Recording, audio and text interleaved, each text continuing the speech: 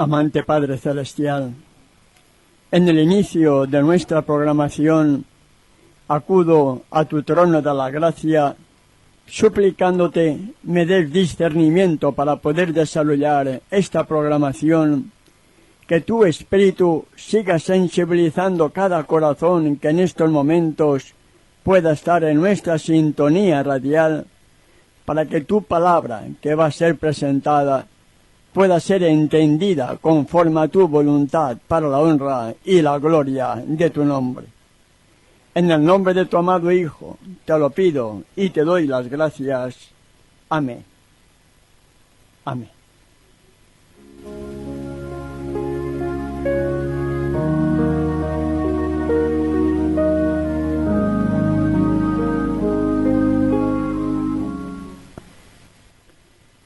Siguiendo el estudio del Apocalipsis, y después de haber desarrollado 10 temas del mismo, estamos ahora en el 11º, y la mitad de ellos relacionados con el mensaje a la Odisea, pueblo del juicio o pueblo juzgado. Hoy, por la gracia de nuestro Padre Celestial, vamos a proseguir el desarrollo del mismo con el capítulo 4, que lleva como título La adoración celestial. Espero que nos pueda marcar la pauta correcta para entender cómo, siendo pecadores, deberíamos de estar adorando a nuestro Padre Celestial. Y el capítulo 4 de Apocalipsis comienza después de haber recibido Juan el mensaje a las 7 iglesias. Y en el verso 1 nos dice: después de esto miré, y he aquí una puerta abierta en el cielo, y la primera voz que oí como de trompeta, hablando conmigo, dijo: sube acá, yo te mostraré las cosas que sucederán después de estas. Y ahí comienza ya Juan a recibir promesas condicionadas del Apocalipsis. Y al instante nos dice el verso 2, yo estaba en el Espíritu, y he aquí un trono establecido en el cielo, y en el trono uno sentado. Veamos bien, hermano y hermana, lo que nos dice el verso 2. Al instante Juan nos dice, yo estaba en el Espíritu, es decir, espiritualmente estaba preparado para poder recibir la visión, porque las cosas espirituales deben discernirse espiritualmente. Y Juan dice que vio un trono establecido en el cielo, y en el trono uno sentado. Y en el verso 3 de Apocalipsis capítulo 4 nos dice, y el aspecto del que estaba sentado era semejante a piedra de jaspe y de cornalina, y había alrededor del trono un arco iris semejante en aspecto a la esmeralda. En este pasaje del verso 3 de Apocalipsis 4, Juan nos da las características que como hombre nos puede revelar de la gloria que estaba contemplando mientras él estaba en la isla rocosa de Patmos. Como ser humano, relata lo que él humanamente puede descifrar de lo que vio, para que nosotros podamos llegar a entender realmente la majestad, el poder, la reverencia que hay en el trono. Y nos sigue diciendo el verso 4, y alrededor del trono habían 24 tronos, y vi sentados en los tronos a 24 ancianos vestidos de ropas blancas con coronas de oro en sus cabezas. Alrededor de donde está ubicado el Elohim Todopoderoso,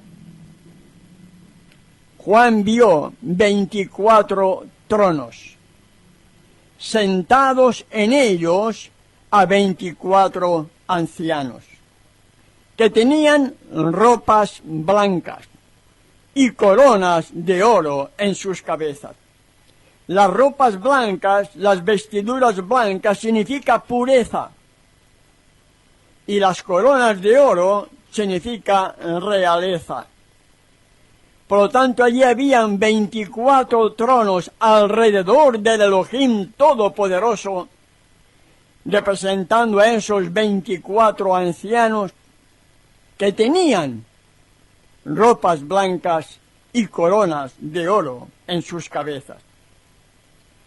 El verso 5 nos dice, y del trono, es decir, del trono de Elohim, salían relámpagos, truenos y voces, y delante del trono ardían 7 lámparas de fuego, las cuales son los 7 espíritus de Elohim. La respuesta la hallamos, hermanos, en el capítulo 5, verso 6, y nos dice quién era esos 7 espíritus de Elohim. Y lo estaremos analizando en su momento. Pero usted ya tiene la respuesta, hermano y hermana, si quiere aceptar, bíblicamente hablando, lo que estamos queriendo compartir. 7 lámparas de fuego que salían del trono, relámpagos, truenos y voces, y que ardían esas 7 lámparas de fuego, los cuales son los 7 espíritus de Elohim. 7 espíritus de Elohim. El número 7 es la perfección, hermano y hermana que me escuchas. El 7º día es la perfección. La obra maestra de la creación la terminó en el 7º día, y por eso Él apartó ese día para Él, lo bendijo y lo santificó. Y el verso 6 al 8 nos dice lo siguiente: y delante del trono donde estaba, o donde está, el Elohim Todopoderoso, había como un mar de vidrio semejante al cristal, y junto al trono, y alrededor del trono, 4 seres vivientes llenos de ojos delante y detrás. El primer ser viviente era semejante a un león, el segundo semejante a un becerro, el tercero como rostro de hombre, y el cuarto semejante a un águila volando. Y los 4 seres vivientes tenían cada uno 6 alas, y alrededor y por dentro estaban llenos de ojos, y no cesaban día y noche de decir: Santo, Santo, Santo es el Adón, Elohim Todopoderoso, el que era, el que es y el que ha de venir. Hay cosas, hermano y hermana, que nuestra mente finita no podemos llegar a entender. ¿Cómo eran esos 4 seres vivientes que estaban también alrededor del trono? Uno no lo sabe. Nuestra mente finita no puede precisar. Pero lo importante es que no hay un tercer Dios, como lo vamos a ver en toda la Escritura, sino que todos los seres que están alrededor del trono del Elohim Todopoderoso, todos le adoran. Y como lo vamos a ver, se postran ante Él. Así lo hallamos en los versos 9 en adelante que leemos: y siempre que aquellos seres vivientes dan gloria, honra y acción de gracias al que está sentado en el trono, al que vive por los siglos de los siglos. Y el verso 10 dice, los 24 ancianos se postran delante del que está sentado en el trono y adoran al que vive por los siglos de los siglos y echan sus coronas delante del trono. Mi querido hermano y hermana que me escuchas, yo debo de analizar correctamente la Sagrada Escritura. Nosotros somos humanos, imperfectos, pecadores, y somos tan arrogantes que estando en las iglesias se ora de pie, se ora sentado, se ora moviéndose el tronco, levantándose las manos, amén. Cuando los 24 ancianos que están delante del trono del Elohim Todopoderoso se postran. ¿Cómo será posible que esos 24 ancianos, que los que están en el cielo, que no han pecado, se postren ante el Elohim Todopoderoso, lo adoren, y nosotros que somos carnales, pecadores, hagamos nuestras oraciones de pie cuando estamos en las iglesias o participando en algún culto? Yo no sé si somos realmente conscientes, hermano y hermana que me escuchan. No sé si realmente meditamos o no meditamos. Si en el cielo la reverencia que tienen todos los ángeles que no cayeron hacia el Elohim Todopoderoso les hace postrarse en señal de reverencia, en señal de adoración, en señal de humildad, ¿cómo yo voy a permitir asistir a un templo donde las oraciones se hagan de una forma irreverente, de pie, sentados, moviéndose, cuando los ángeles y los 24 ancianos se postran en señal de reverencia y adoran al que vive por los siglos de los siglos y echan sus coronas delante de su trono?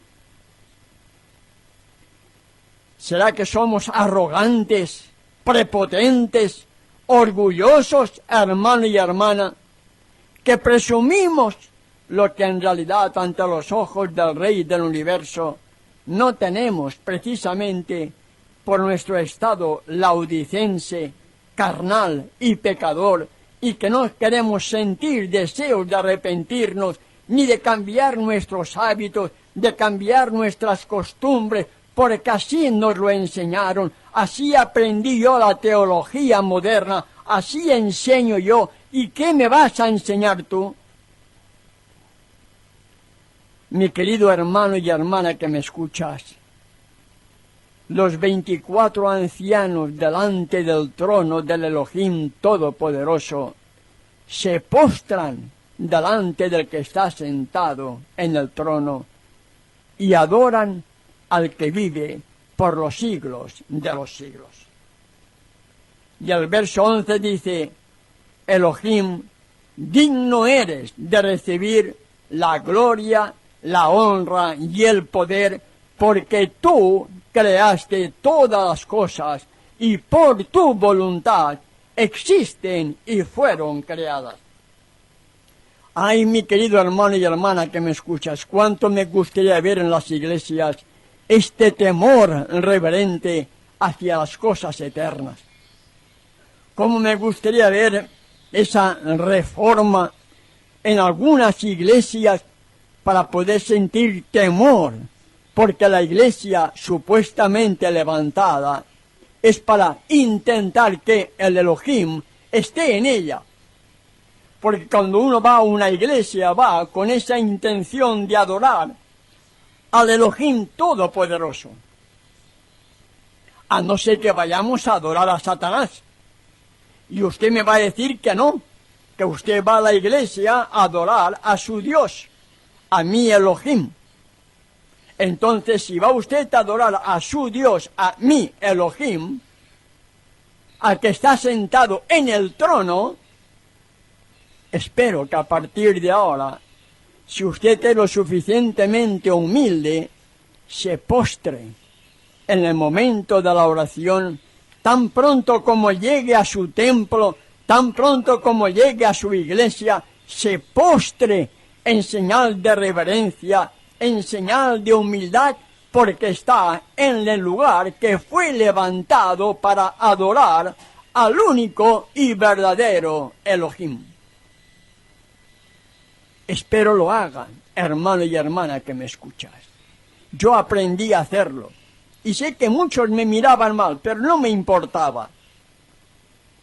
Yo prefiero que aquel que todo lo ve, vea lo que hay en mi corazón y lo demuestro con mis hechos, porque de la abundancia del corazón habla también la boca. Muchos dicen, pero no hacen. Y dicen, Dios ve lo que hay en tu corazón. ¿Y qué es lo que hay en mi corazón? Mundanalidad, pecado, irreverencia, y por eso actúo de una manera irreverente en el lugar que debiera ser pulcro. Y aún ahora que los templos están vacíos, ese lugar que fue levantado para adorar al Creador debiera de estar pulcro. Y pulcro significa limpio. ¿Escuchó? Limpio, porque ese lugar fue levantado para adorar al Rey del Universo. Y aunque lamentablemente nos tienen confinados, ese lugar sigue estando ahí porque fue levantado para adorar al Elohim Todopoderoso, y por lo tanto debiera estar pulcro, limpio y aseado en todas las cosas, teniendo siempre lo mejor para Él. Pero lamentablemente nuestras casas están mucho mejor que los templos que han sido levantados para adorar al Rey del Universo. Triste, pero es una realidad, hermano y hermana que me escuchas. Lo digo por experiencia porque lo he visto. Y en el capítulo 5 de Apocalipsis, que lleva como título El rollo y el cordero, aparece un libro escrito por dentro y por fuera, sellado con 7 sellos. Nadie había allí con la posibilidad de abrirlo. Nadie. Nos dice el verso 5, para poder ir avanzando porque el tiempo se nos echa encima. Y uno de los ancianos me dijo, no llores. He aquí que el león de la tribu de Judá, la raíz de David, ha vencido para abrir el libro y desatar sus 7 sellos. Y en el verso 6 me dice algo muy importante, hermano y hermana que me escuchas. Apocalipsis capítulo 5, verso 6. Y miré y vi que en medio del trono y de los 4 seres vivientes y en medio de los ancianos estaba en pie un cordero como inmolado, que tenía 7 cuernos y 7 ojos, los cuales son los 7 espíritus de Elohim enviados por toda la tierra. La inquietud planteada en el capítulo 4 de Apocalipsis, en el verso 5, donde eran los 7 espíritus de Elohim, la respuesta la hallamos aquí, en el siguiente capítulo que hemos leído, capítulo 5, verso 6, y está haciendo referencia a ese cordero como inmolado. ¿Quién fue ese cordero inmolado? El Redentor del mundo. Como aquel cordero sin mancha y sin contaminación, ya inmolado desde antes de la fundación del mundo, como hallamos en 1 de Pedro, capítulo 1, verso 18 en adelante. El Hijo, el Cordero, es la plenitud de la deidad. El Hijo es los 7 espíritus de Elohim enviados por toda la tierra. No hay nadie más, hermano y hermana, que me escuchas, Padre e Hijo, nada más. Y nos sigue diciendo el verso 7 y 8. Y vino y tomó el libro de la mano derecha del que estaba sentado en el trono, y cuando hubo tomado el libro, los 4 seres vivientes y los 24 ancianos se postraron delante del Cordero. Todos tenían arpas y copas de oro llenas de incienso, que son las oraciones de los santos. ¿Qué hacían los 4 seres vivientes y los 24 ancianos? Se postraron también delante del Cordero. Se postraron en señal de reverencia. No se quedaron de pie, se postraron en señal de reverencia, y todos ellos tenían arpas. No tenían baterías, no tenían bombos, no tenían lo que sea, tenían arpas. Y David tocaba el arpa. Y debiéramos meditar mucho, hermano y hermana, para poder comprender la realidad de las cosas. Todos tenían arpas y todos se postraron delante del Cordero y tenían copas de oro llenas de incienso, que son las oraciones de los santos. Y cantaban un nuevo cántico diciendo: digno eres de tomar el libro y de abrir sus sellos, porque tú fuiste inmolado y con tu sangre nos has redimido para Elohim de todo linaje, lengua, pueblo y nación. Es evidente, hermano y hermana, que la salvación es solamente a través del Hijo. El Hijo fue nuestro mismo abogado y es también nuestro único mediador.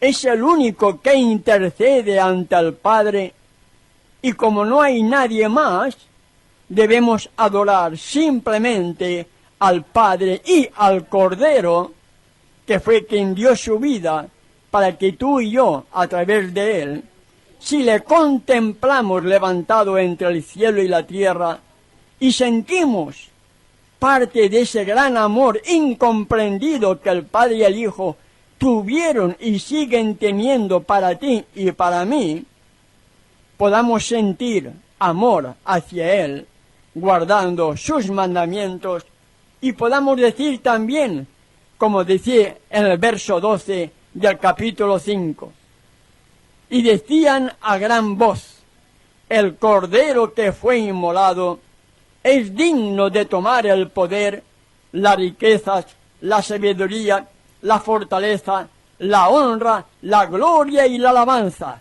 Y nos sigue diciendo al final del verso 13, al que está sentado en el trono y al Cordero, sea la alabanza, la honra, la gloria y el poder por los siglos de los siglos.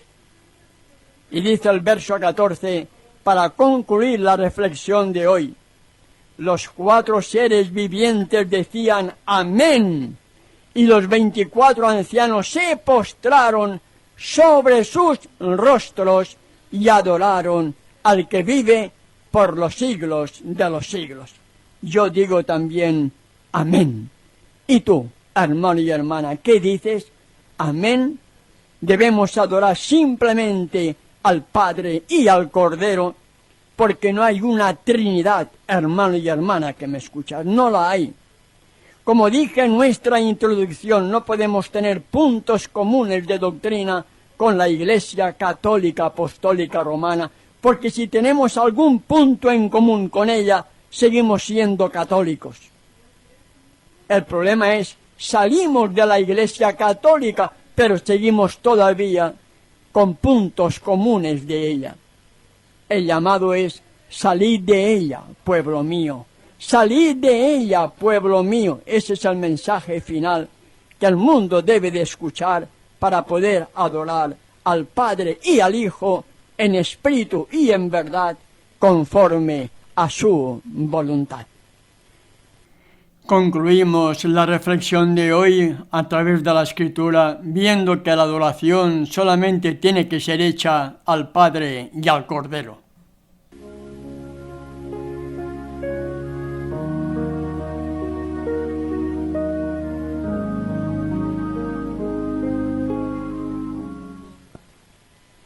Gracias, Padre Celestial, porque en tu infinita misericordia me has permitido poder desarrollar esta reflexión. La dejo todo en tus manos para que tú me instruyas, sigas haciendo la obra en cada corazón de cuantos en estos momentos están en nuestra sintonía radial, que tu palabra que es viva podamos sentir deseos de estudiarla y sobre todo de poderla entender, poniéndola en práctica en nuestras vidas para la honra y la gloria de tu nombre. Protege también a todos aquellos que en estos momentos están en nuestra sintonía y que tu Espíritu siga quebrantando la dureza de corazón para que ellos puedan sentir ese deseo de orar y de estudiar tu palabra y tú les des discernimiento para poderla entender y ponerla en práctica conforme a tu voluntad. En el nombre de tu amado Hijo, te lo pido y te doy las gracias. Amén. Amén.